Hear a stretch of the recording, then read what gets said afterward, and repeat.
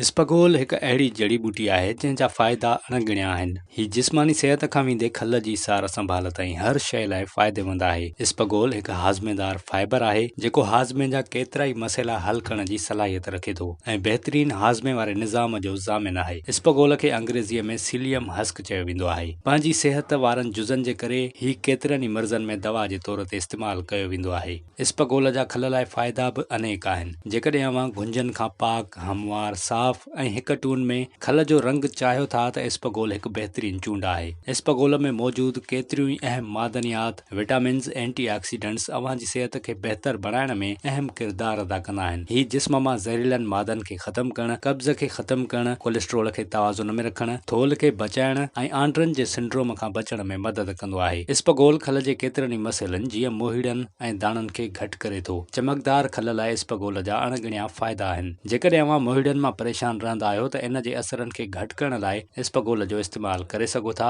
हीउ मोहीड़नि सबबु थींदड़ सोज खे ख़तमु करे खल खे हमवार बणाइण में मदद कंदो आहे। इस्पगोल खे चहिरे ते लॻाइण सां खल ते ॼमियल सणभ खे ख़तमु करण में मदद मिलंदी आहे। जेकॾहिं अव्हां गदिलनि इलाइक़नि में कमु कंदा आहियो त अव्हां जी खल ते धूड़ ऐं गंदगी गॾु थियण जो ख़तरो हूंदो आहे। हिकु भेरो जॾहिं अव्हां इस्पगोल खे चहिरे ते लॻाईंदा आहियो त हीउ खल जे तहनि मां वाधू तेल, गंदगी ऐं धूड़ खे साफ़ करे छॾींदो आहे। हीउ जेल जी सूरत में मसामनि जी सफ़ाई में बि मदद कंदो आहे। बहितर नतीजनि लाइ इन खे रोज़ इस्तेमालु कजे। इस्पगोल सोज खे ख़तमु करण लाइ बि मशहूरु आहे। जेकॾहिं अव्हां कंहिं सोज या ॿी तकलीफ़ में मुब्तला आहियो त इस्पगोल खे हणंदे फौरी अव्हां खे आराम मिलंदो। हिकु कप पाणीअ में हिकु चमच इस्पगोल ऐं अधु चमचो माखी मिलायो। जॾहिं घाटी थी वञे त उन खे चहिरे ते लॻायो। हल्के हल्के हथनि सां मसाज करियो ऐं अधु कलाक बाद चहिरो धोई वठो। रोज़ानी इहो अमल करण जे कुझु ॾींहंनि बाद अव्हां जो चहिरो चंड जी आं चमकण लॻंदो।